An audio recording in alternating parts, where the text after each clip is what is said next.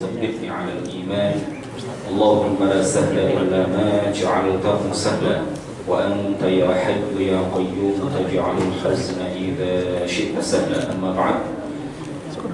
Hadirin, hampir terucap hadirat ya, gak ada hadiratnya ya. Hadirin yang mudah-mudahan semuanya mendapatkan limpahan taufik, rahmah, hidayah dari Allah Subhanahu wa Ta'ala.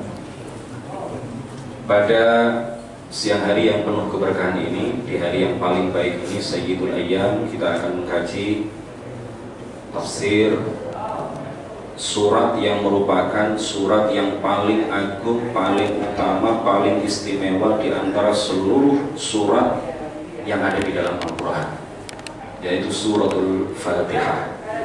Di dalam Sahih Al-Bukhari, Al-Imam Al-Bukhari meriwayatkan bahwa suatu ketika Rasulullah Shallallahu Alaihi Wasallam berada di Masjid Nabawi. Beliau berkata kepada salah seorang sahabat, "Ala u'allimannaka suratan hiya a'zamus suwari fil Qur'an." Aku pasti akan mengajarkan kepadamu satu surat yang merupakan surat yang paling agung di dalam Al-Quran. Sebelum sahabat Nabi ini keluar dari masjid, beliau mengingatkan kepada baginda Rasulullah Sallallahu Alaihi Wasallam, "Alam taqul, bukankah engkau tadi mengatakan, innaka satu'allimuni suratan hiya a'zamus suwari fil Quran?" Bahwa engkau akan mengajarkan kepadaku surat yang merupakan paling agung di dalam Al-Quran sebelum aku keluar dari masjid. Lalu Rasulullah mengatakan, "Alhamdulillahi Rabbil Alamin, hiya sab'ul mathani wal Qur'anul azim alladhi utituhu." Surat yang paling agung, yang paling utama, paling istimewa di dalam Al-Quran adalah surat Al-Fatihah, yang disebut dengan surat Al-Hamd, surat yang berisi pujian kepada Allah Subhanahu wa Ta'ala. Makanya surat ini saking istimewanya, surat ini memiliki beberapa nama. Kathratul asma tadullu ala syarafil musamma. Banyaknya nama itu menunjukkan kemuliaan al-musamma, kemuliaan sesuatu itu. Saking istimewanya surat Al-Quran, surat Al-Fatihah, surat ini memiliki beberapa nama. Yang pertama adalah surat Al-Fatihah, artinya pembuka. Disebut juga Fatihatul Kitab, surat pembuka Al-Quran. Secara urutan di dalam mushaf, surat ini adalah surat yang pertama, meskipun secara masa turunnya surat ini bukanlah surat yang pertama kali yang Allah turunkan kepada Nabi Muhammad SAW. Jadi ayat yang pertama Allah turunkan kepada Nabi Muhammad, sebagaimana kita tahu, adalah surat Al-Alaq ayat 1 sampai ayat 5.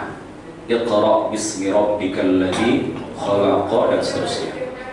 Rasulullah mengajarkan kepada para sahabat, ayat ini letakkan dalam surat ini, ayat ini letakkan dalam surat ini, ayat ini taruh di surat ini. Itu semuanya adalah tauqifiyah, berdasarkan pengajaran, berdasarkan petunjuk dari baginda Rasulullah Shallallahu Alaihi Wasallam.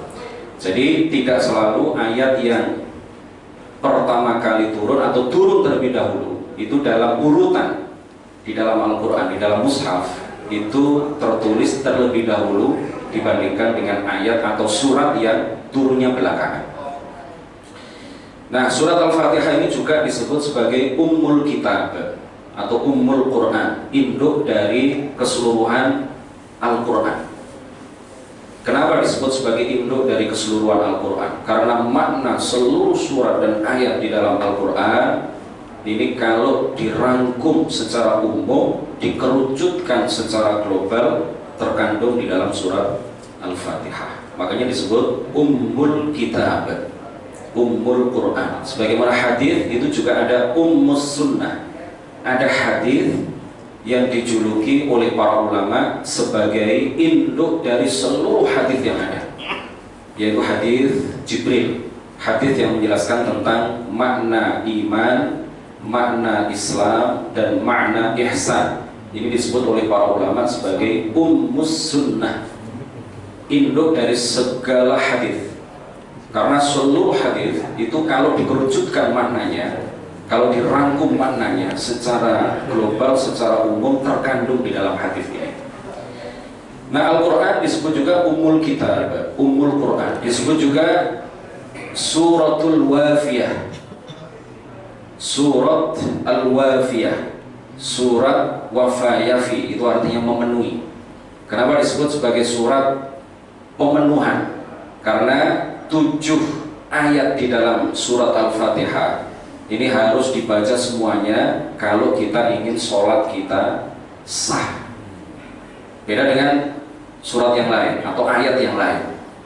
Misalkan kita comot 3 ayat, misalkan dalam surat An-Naba dibaca setelah surat Al-Fatihah, tidak apa-apa. Tapi kalau surat Al-Fatihah harus dibaca utuh, makanya disebut surat Al-Wafiyah, disebut juga surat Al-Kafiyah. Al-Kafiyah itu artinya mencukupi.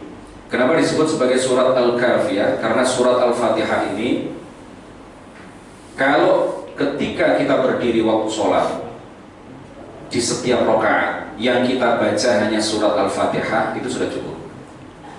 Sudah cukup, meskipun yang baik adalah di rakaat pertama dan kedua ditambah dengan beberapa ayat atau surat-surat yang lain.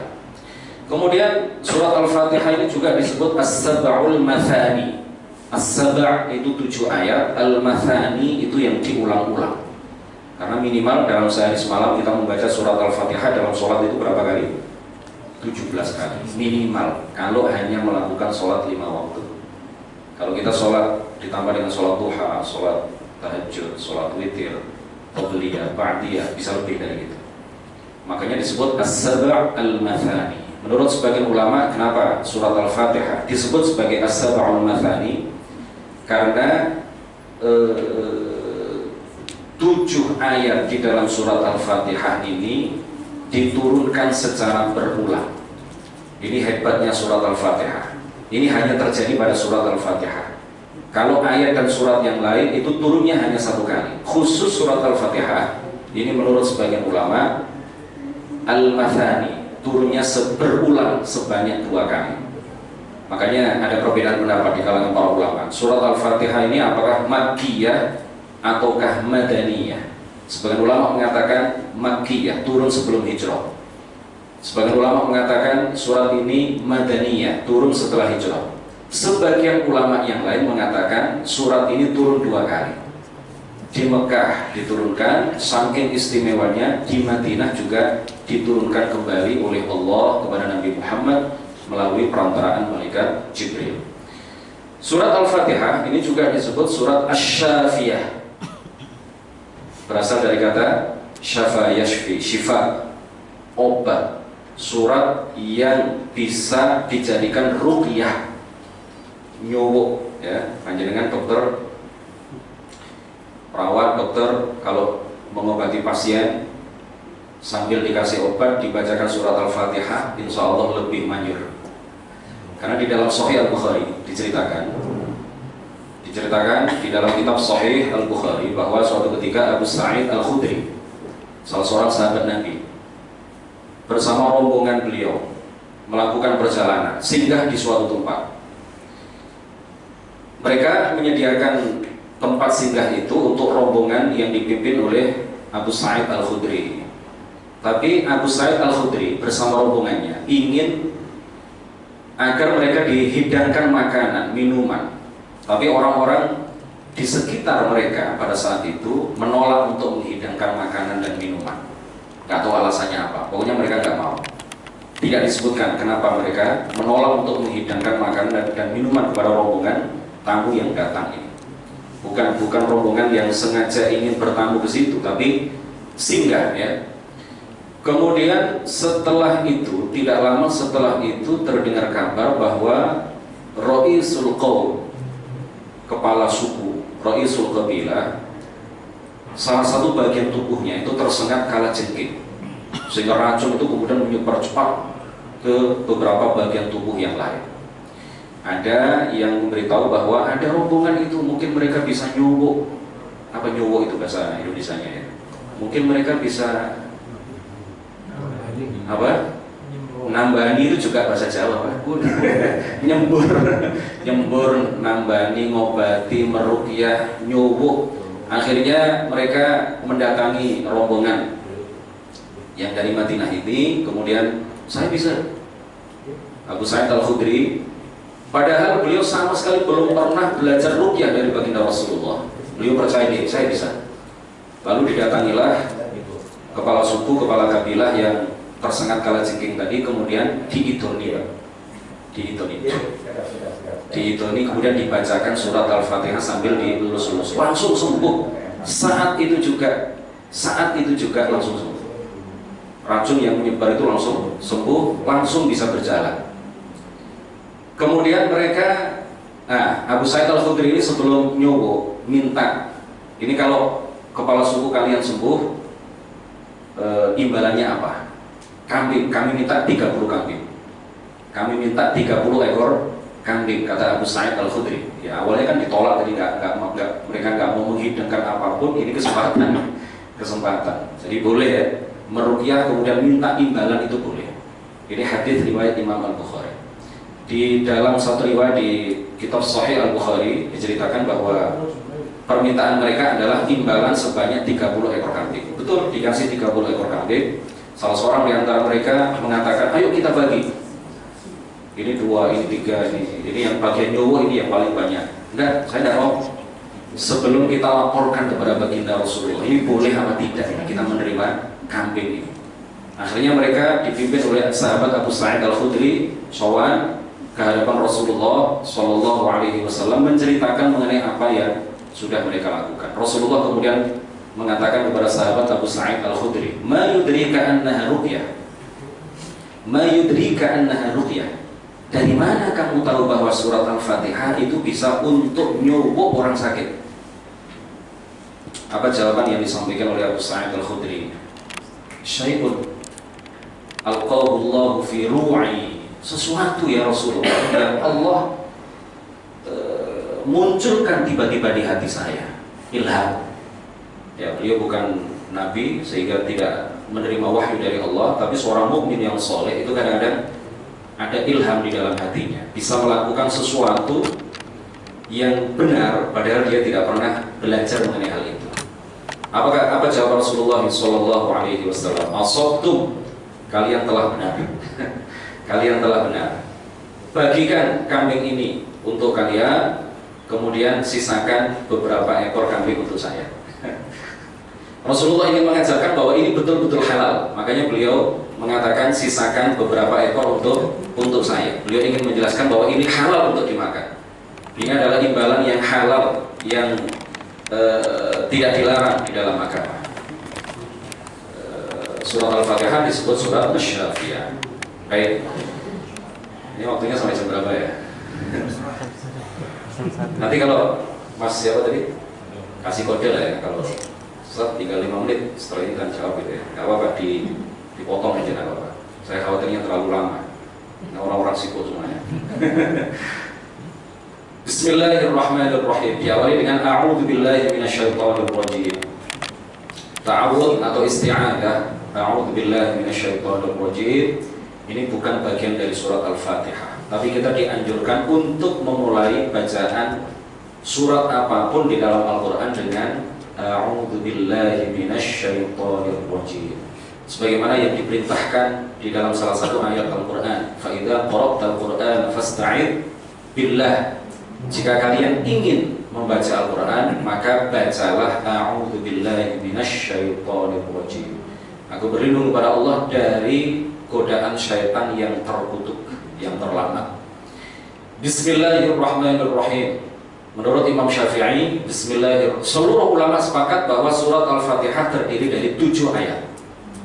Semua ulama sepakat surat Al-Fatihah terdiri dari 7 ayat.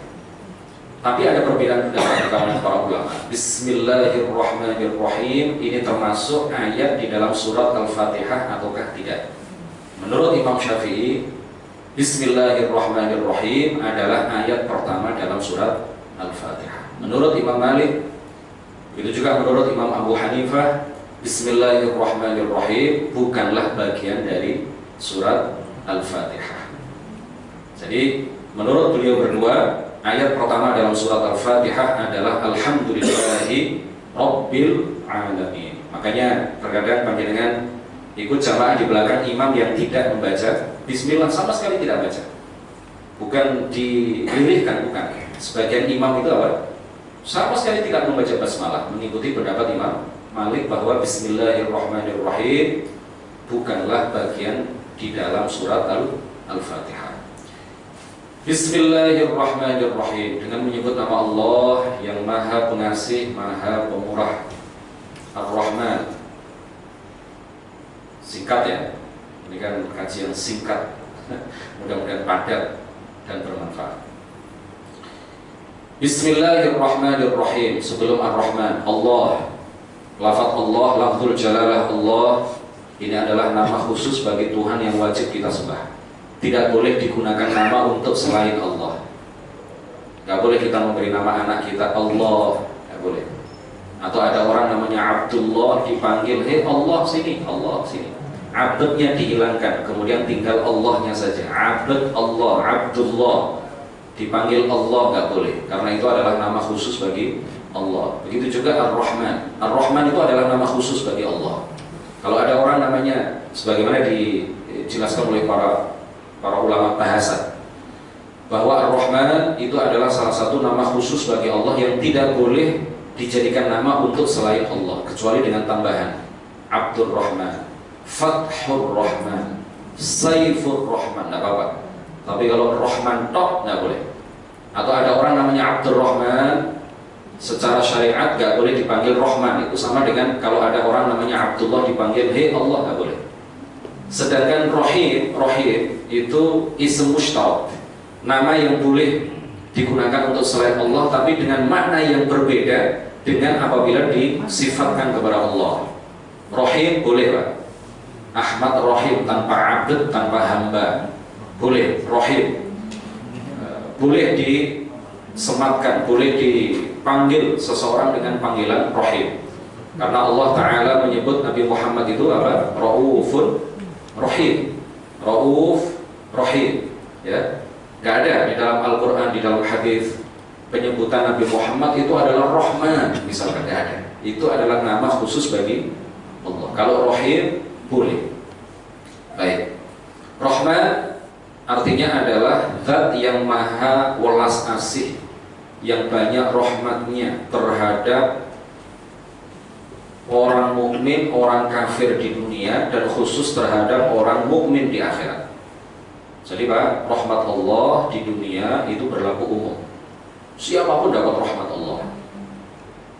Sebagian orang kafir ada yang lebih kaya daripada sebagian orang Islam. Gimana betul? Itu kenapa? Karena rahmat Allah diberikan kepada siapapun, terserah Gusti Allah di dunia. Sampai binatang itu juga di dunia, di dalam kehidupan dunia juga mendapatkan rahmat Allah Subhanahu wa Ta'ala. Kalau tanpa rahmat Allah, kata itu gak bisa makan. Kalau tanpa rahmat Allah, nyamuk itu gak bisa makan. Kalau tanpa rahmat Allah, kita gak bisa bernafas. Kalau tanpa rahmat Allah, orang kafir gak bisa beli mobil, gak bisa bangun rumah. Maka rahmat Allah di dunia berlaku umum. Tapi rahmat Allah di akhirat, wa rahmati wasi'at kulla syai' fasa'aktubuha lilladzina yattaqun. Rahmat Allah di akhirat berlaku khusus bagi orang yang mati dalam keadaan membawa agama Islam, membawa iman.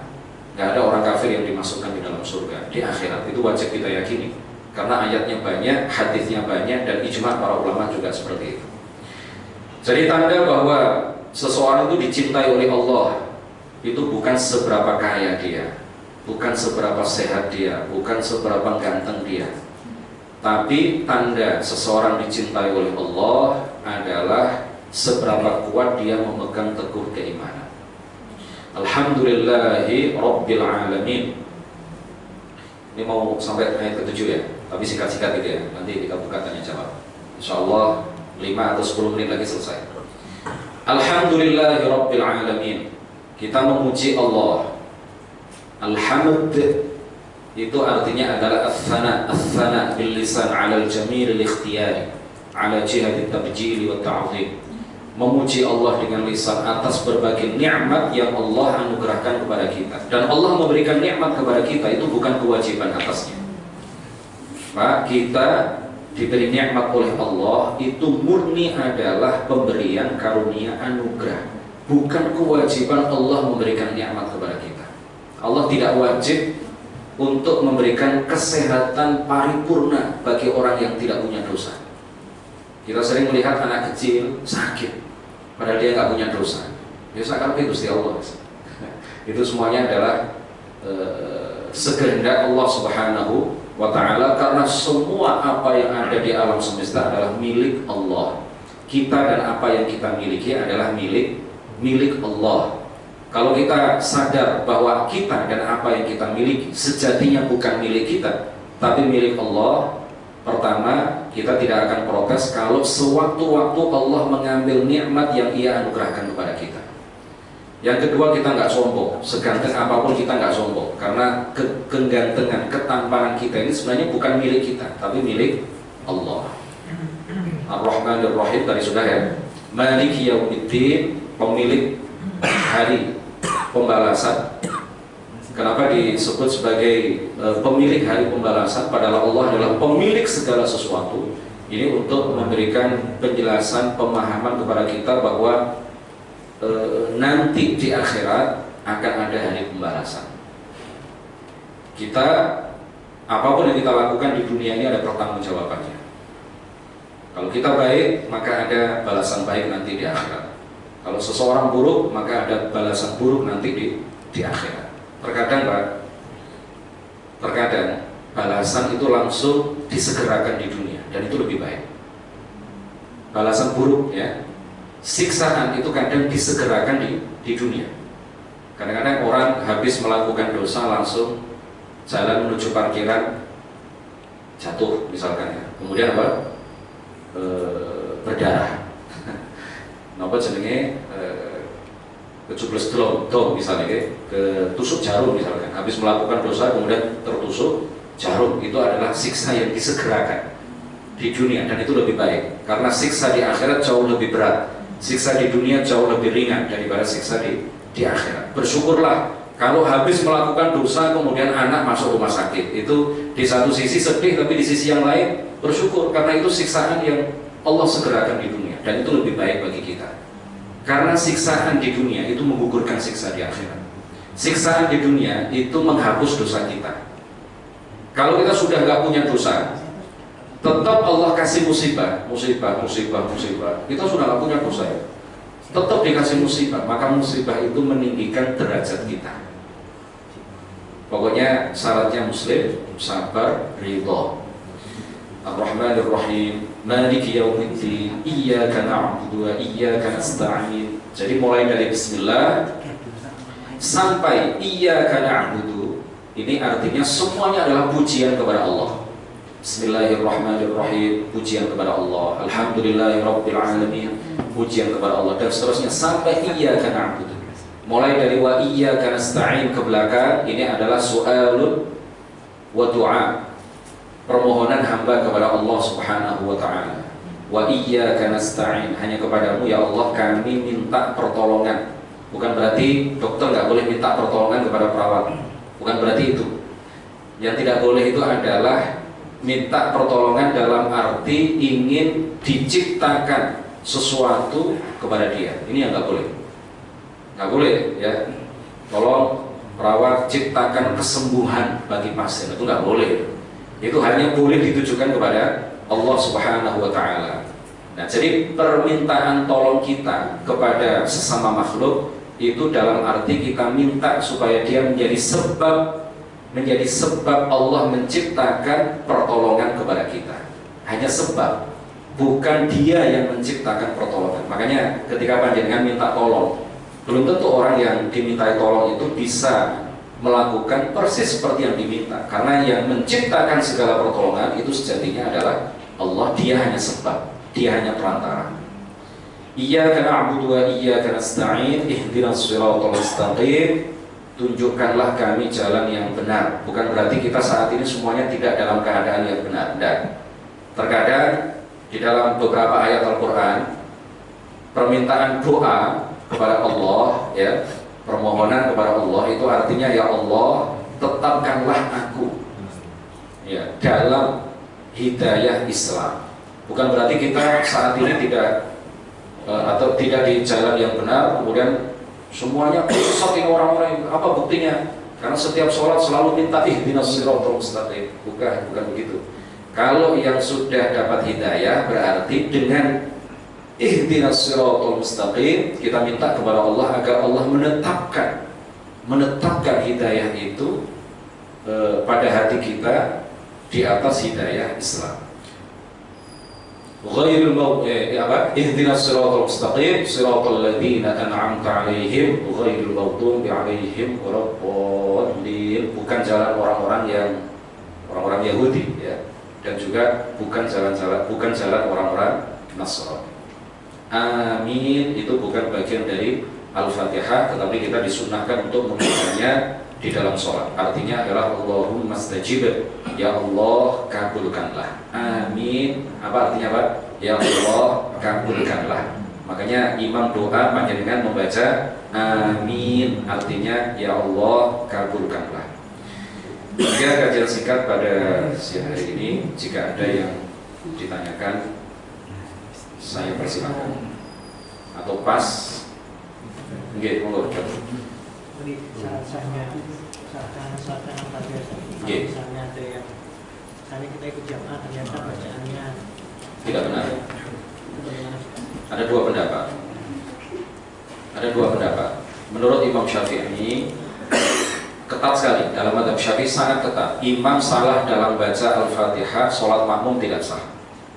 Ketat kalau dalam Imam Syafi'i, dalam mazhab Syafi'i ketat. Jadi kalau panjenengan berjamaah di masjid yang belum pernah jamaah di situ, ternyata imamnya belepotan dalam membaca surat Al-Fatihah, ya sudah mufaraqah, berlepas diri, niat sholat sendirian, atau didengarkan dulu bacaan Fatihahnya benar apa enggak.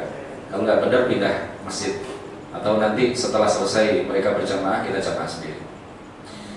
Dalam mazhab Maliki ada keringanan, ada fushah, ada sesuatu yang meringankan umat Islam, ya. Karena perbedaan pendapat di kalangan para ulama itu adalah rahmat bagi orang-orang awam seperti kita. Dalam mazhab Maliki, kalau kita yakin bahwa imam ini sudah belajar, kita yakin imam ini sudah belajar, usianya sudah sepuh, ya, mestinya dia sudah belajar, ya. Tapi bisanya ya cuma itu. Orang itu kan kadang begitu lah, ya, sudah belajar baca Al-Fatihah, baca Quran, tapi ya begitu-begitu aja, masih belepotan.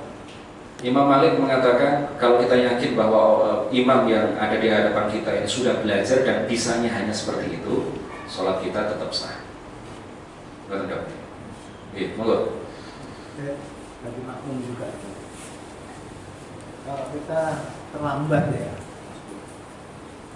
misalnya terlambat Al-Fatihahnya, itu nanti akan mengulang lagi nggak jika setelah selesai salat rakaatnya? Ada yang disebut dengan makmum masbuk. Ya. Makmum masbuk itu makmum yang datangnya telat. Imam sudah hampir rukuk, panjenengan baru datang, langsung takbir, baca surat Al-Fatihah sedapatnya, langsung panjenengan ikut rukuk bersama imam. Di rakaat kedua, panjenengan tidak perlu baca Fatihah 2 kali. Sudah, itu dalam mazhab Syafi'i juga seperti itu, ya. Jadi nggak perlu panjenengan datang telat gitu, ya. Imamnya sudah mau rukuk, panjenengan menyempatkan menuntaskan bacaan Fatihah sampai nggak menangi rukuknya imam. Kalau nggak menangi rukuknya imam, berarti rakaat itu nggak dihitung. Karena batas terakhir kita dapat rakaat bersama imam adalah kita mendapati rukuknya imam. Ngerti ya? Dalam mazhab Syafi'i memang imam dan makmum sama-sama harus baca Fatihah. Dalam 3 mazhab yang lain, Yang wajib baca Fatihah itu hanya imam. Makmum tidak wajib baca Fatihah. Kalau sholat jamaah ya. Tapi kalau sholat sendiri, menurut seluruh ulama, kalau sholat sendiri atau sholat jadi imam, menurut seluruh ulama di setiap rakaat wajib kita membaca surat Al-Fatihah. Jadi ini juga keringanan. Kalau kita kan sudah belajar seperti ini menurut sebagian ulama. Pokoknya panjenengan sudah belajar ya, bukan dipikir-pikir sendiri menurut saya begini, enggak, tapi ini belajar musyafahatan seperti ini, face to face ya, dari seorang guru. Sholat tarawih kadang-kadang di kampung melebihi kecepatan sumber kecono, bisnya, imamnya itu, sopirnya 150 km per jam. Kadang-kadang setelah baca Fatihah kemudian Bismillahirrahmanirrahim, Nun, Allahu Akbar. satu ayat tapi hanya berisi satu huruf, Nun, Alif, Lam, Mim, Allahu Akbar. Nah itu caranya bagaimana? Panjenengan ketika imam baca Fatihah, panjenengan juga baca Fatihah, atau mengikuti 3 mazhab yang lain. Udah nggak usah baca Fatihah. Menurut 3 mazhab yang lain, Imam Abu Hanifah, Imam Malik, Imam Ahmad bin Hanbal, semuanya menyatakan makmum tidak diwajibkan membaca Fatihah. Yang wajib hanya imam. Ya, keringanan kita berbeda pendapat di kalangan para ulama adalah rahmat bagi kita. Jadi monggo dipilih salah satunya. Pokoknya sudah tahu dengan cara belajar seperti ini. Oke, monggo sambut. Pas. Oke. Mengenai membaca Al-Fatihah, apakah disambung satu ayat per ayat berhenti, atau ada yang misalkan pada ayat 7 terakhir itu tidak boleh berhenti siratal ladzina an'amta alaihim ghairil maghdubi alaihim. Ada, kalau panjenengan tahu qiraati ya, qiraati ya. Kiai Dahlan Zarkashi itu Semarang. Metode baca Al-Quran qiraat gitu. Semarang, tapi beliau sudah meninggal. Sekarang dilanjutkan putra putrinya. Kan ada Iqra ya, ada qiraati. Kalau di komunitas qiraati itu mereka mengatakan itu harus disambung, ayat ke-7 itu harus disambung. Tapi kalau dulu saya belajar, ada guru-guru saya di pondok pesantren, saya dulu di Denanyar, di Jombang, nggak harus disambung. Artinya kalau berhenti di ghairil maghdubi alaihim, siratal ladzina an'amta alaihim, berhenti, kemudian setelah itu disambung, nggak apa-apa. Gitu Mas ya? Gitu. Kalau qiraati memang ketat ya. Kalau imamnya seperti itu nggak mau, kadang sebagian dari mereka nggak mau bermakmum. Qiraati ya. Oh, gitu. Assalamualaikum warahmatullahi wabarakatuh. Waalaikumsalam warahmatullahi wabarakatuh. Ini mau bertanya Pak Ustadz, karena ini berawal dari saya pikir-pikir aja. Saya pikir-pikir sendiri dan sekarang saya tanyakan. Bahwa buat saya itu Al-Fatihah itu juga suatu penenang. Ini bermula dari pemikiran saya bahwa di Al-Fatihah disebutkan Maliki Yaumiddin, yang menguasai hari pembalasan. Tapi di depannya disebutkan bahwa ada zat yang Ar-Rahman dan Ar-Rahim.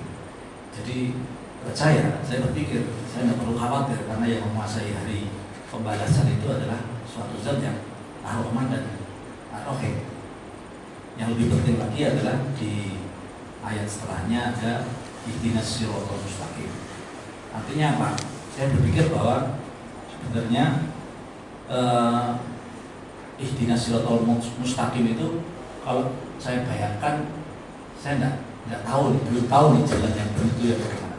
Sehingga saya berdoa bahwa ihdinas siratal mustaqim itu kita akan ditunjukkan itu sebenarnya di mana. Seperti misalnya tadi datangnya ilham, atau tiba-tiba saya jadi begini ya. Itu kalau buat saya dalam konteks ihdinas siratal mustaqim, pemahaman saya itu salah satunya yaitu saya yang tadinya nggak tahu, tiba-tiba ini baiknya bagaimana ya, tiba-tiba ada sesuatu yang mencerahkan, itu bagian dari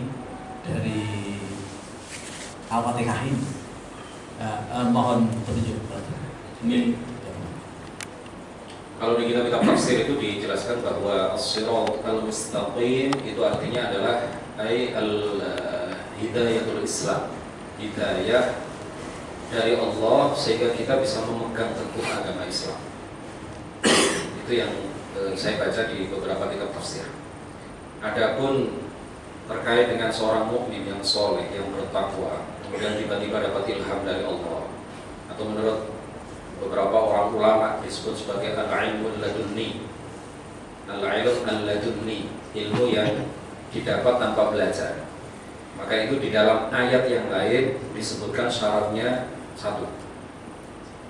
Di dalam ayat yang lain Allah Ta'ala menegaskan wattaqullaha wa yu'allimukumullah.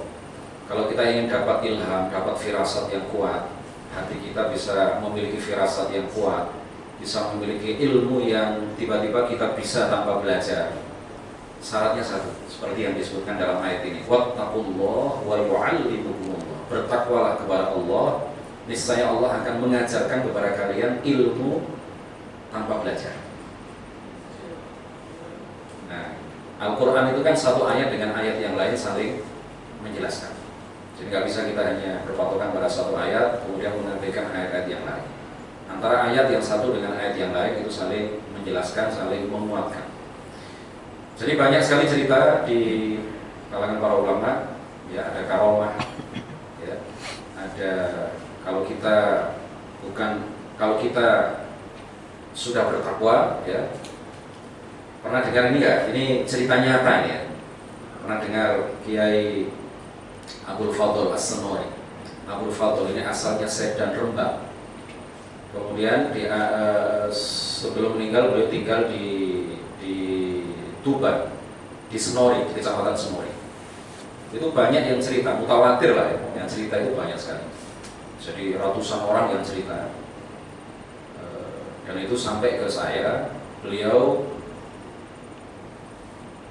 bisa servis mobil tanpa belajar, bisa nyervis TV tanpa belajar, bisa nyervis radio, karena memang beliau punya pondok ngaji gitu ya, tapi juga menerima servisan. Ada orang yang minta tolong, Kiai ini TV saya rusak, bisa nggak? Bisa. Motor saya rusak, bisa nyervis nggak? Bisa. Itu tanpa belajar beliau. Nah, ini yang disebut dengan al-ilmul ladunni. Panjenengan dokter juga begitu, kalau bertakwa. Dan takwa itu adalah gabungan dari dua hal, ilmu dan amal. Bukan hanya amal tanpa ilmu, bukan hanya ilmu yang tidak diamalkan, tetapi ilmu dan amal. Jadi tahapan paling awal untuk meraih derajat takwa adalah berilmu. Berilmu apa? Berilmu agama. Berilmu tentang paling tidak ya sholatnya harus sah, ya, sesuai syariat, wudunya harus sesuai syariat, dan seterusnya. Nah, kita tahu ilmu tentang kewajiban kita lakukan, kita tahu ilmu tentang hal-hal yang diharamkan kemudian kita tinggalkan. Jadi yang disebut dengan takwa. Kalau kita sudah menjadi orang yang bertakwa, ada saja kemudahan-kemudahannya, ada saja hal-hal ajaib yang terjadi. Karena itulah yang disebut dengan ma'unah, disebut dengan apa? Kalau sudah menjadi wali ya berarti karomah. Disebut juga ilmu laduni tadi, ilmu wahbi atau ilmu laduni. Tiba-tiba bisa menafsirkan mimpi, padahal nggak pernah belajar itu, dan tafsir mimpinya cocok sesuai dengan sesuai dengan faktanya. Orang mimpi begini datang kepada panjenengan karena panjenengan sudah meraih derajat takwa, dikasih ilmu laduni oleh Allah, tiba-tiba terucap saja, oh tafsir mimpi kamu itu begini-begini, kamu nanti akan menjadi begini. Itu tiba-tiba saja itu di dalam hati. Itu namanya ilmu laduni, al-ilmu al-laduni, ilmu yang diperoleh tanpa belajar.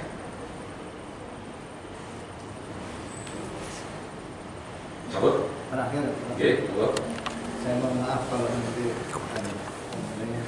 kalau saya akan sampai jam 2 siang. Jam berapa? saya sering melihat TV Pak Ustaz. TV ada press release gitu ya. Mana ada seseorang sampingnya itu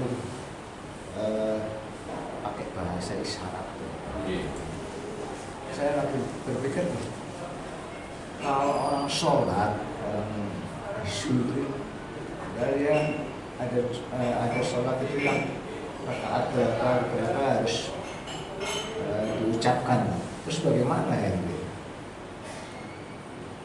Nggak bisa ngomong gitu. Ya.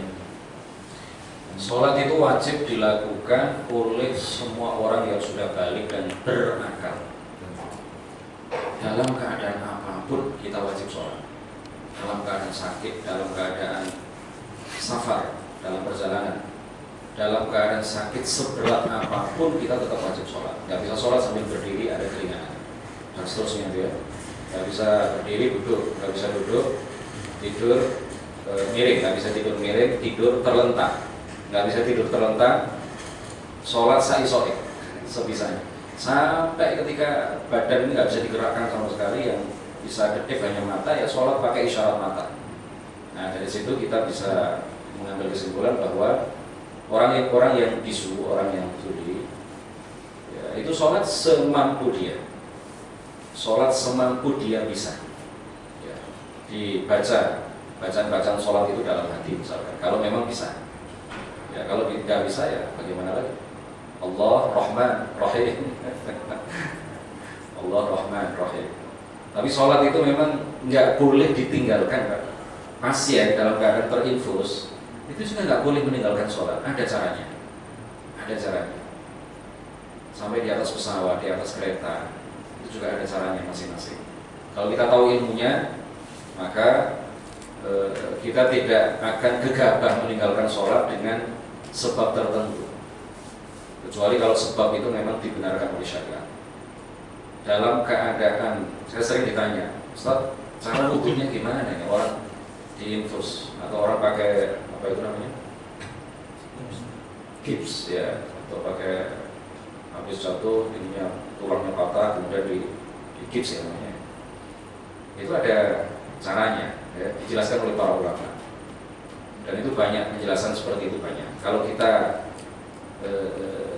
kadang orang itu nggak tahu ilmunya, kemudian oh itu kalau menurut saya ya tanpa belajar ilmunya kepada para ahlinya, dipikir tok gitu, pikir menurut saya ini ya suka pokok sholat terus, wah enak suara sholat, toto aja sholat. Ini di rumah sakit berapa lama? 3 hari sudah usah sholat terus. Menurut Gus Gusti Allah Rahman Rahim. Kau apa dikebiah ya pokoknya Gusti Allah Rahman Rahim tok ya. Ibadah itu kan ada aturan-aturannya. Tidak hanya niatnya yang bagus, tapi juga amaliyahnya juga harus bagus dan sesuai dengan aturan.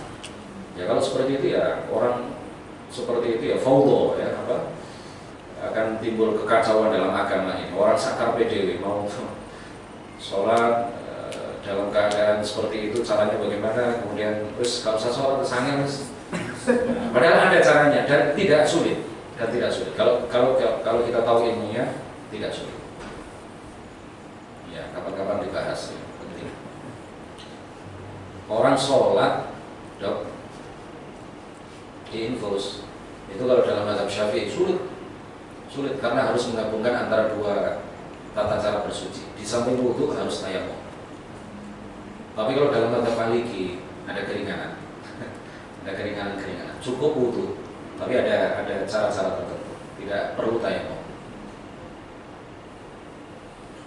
Mudah. Jadi jangan terlalu ngetekno gitu ya. Misalnya nggak sholat ya. Engkau dikodok, belum mengkodok, belum sembuh, sudah keburu meninggal. Berarti meninggal dalam keadaan membawa dosa besar. Meninggal dalam keadaan meninggalkan beberapa sholat, meninggalkan satu sholat 5 waktu itu sudah merupakan salah satu dosa besar, bahaya. Oke, sambut. Oke, apa dok? Disebutkan rahmat Allah itu diberikan untuk semua makhluk. Iya, pokoknya saya kalau ini apa, lihat ini kayak wajahnya itu dokter ya saya mau dok gitu ya. Jadi diberikan untuk rahmat Allah itu diberikan kepada semua makhluk, manusia, muslim maupun non muslim, hewan dan tumbuhan. Itu kalau jin sama setan dapat rahmat Allah nggak bisa? Semuanya dapat rahmat Allah. Jin juga dapat rahmat Allah. Kalau tanpa rahmat Allah, jin itu nggak bisa leluasa bergerak, nggak bisa bernafas, nggak bisa makan. Itu semuanya karena rahmat Allah. Di dunia itu memang rahmat Allah diberikan kepada siapa? Wa rahmati wasi'at kulla syai' ai fid dunya. Dan rahmatku, kata Allah, melingkupi segala sesuatu di dunia. Fasa'aktubuha lil ladzina yattaqun, dan akan aku berikan rahmatku itu khusus bagi orang-orang yang mati dalam keadaan menjauhi kemusyrikan, mati dalam keadaan mukmin di akhirat. Betul ya? Semuanya dapat rahmat Allah. Kalau tanpa rahmat Allah ya mati semua itu, tumbuh-tumbuhan mati, kita mati. Ya, ini kita bisa hidup, kita bisa bernafas, kita bisa melihat, kita bisa bergerak, kita bisa mendengar. Ini karena semuanya dapat rahmati Gusti Allah. Dan itu bukan artis-artis kadang begitu kan, wah job saya semakin lancar ini, alhamdulillah saya dicintai oleh Allah ini. Padahal itu bukan tanda cinta Allah kepadanya, bukan tanda cinta Allah kepadanya. Jadi dengan hikmah-hikmah tertentu, orang-orang yang tidak pernah sholat, orang-orang yang mengumbar aurat itu diberi rahmat lebih banyak daripada orang-orang yang taat beribadah dengan hikmah-hikmah tertentu. Sudah taat kepada Allah, gak suki-suki misalnya, tapi ridho sabar, maka itu adalah ujian yang mengangkat derajatnya di akhirat. Di kitab Ihya Ulumuddin ya diceritakan, di kitab Ihya terakhir mungkin ini ya cerita mengakhiri majelis ini. Di kitab Ihya Ulumuddin diceritakan oleh pengarangnya Al-Ghazali bahwa suatu ketika ada seorang sahabat Nabi itu yang berpapasan dengan perempuan yang sangat cantik jelita, berpapasan. Setelah lewat si perempuan, pandangan mata sahabat ini kemudian terus mengikuti,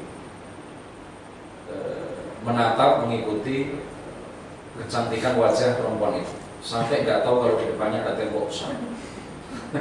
Nabrak tembok, berdarah-darah wajahnya. Sahabat itu kalau terjadi apapun itu biasanya sowan kepada Kanjeng Nabi. Tapi karena ini mengenai satu hal yang menurut dia tidak layak, ya, rotok-rotok menahan malu, tapi tetap sowan kepada Kanjeng Nabi, tanya kepada Kanjeng Nabi mengenai apa yang terjadi pada diri. Apa jawaban Rasulullah? Allahu arada bika khairan. Allah menghendaki kebaikan pada dirimu. Allahu arada bika khairan. Kamu lakukan dosa, Allah membalas dosa kamu kontan langsung di dunia, itu lebih baik bagimu. Makanya kalau orang itu terus taat, terus sholat apa gitu ya, kemudian tetap saja gak suke-suke, misalnya padahal kepingin suke, misalnya, maka itu adalah jadi musibah itu bagi orang yang tidak taat. Musibah itu bagi pelaku dosa yang muslim ya, musibah itu bagi orang, bagi pendosa itu adalah sesuatu yang menghapus dosanya. Itu siksaan yang disegerakan di dunia, dan itu lebih baik. Adapun musibah itu kan segala sesuatu yang tidak mengenakkan, itu musibah. Sedangkan musibah bagi orang yang taat beribadah itu adalah ujian yang mengangkat derajatnya. Dalam dua keadaan itu musibah itu baik, syaratnya muslim, sabar, ridho. Kita yakin bahwa dengan hikmah-hikmahnya Allah berbuat apapun terhadap diri kita. Nurut, boten protes namanya Gusti Allah.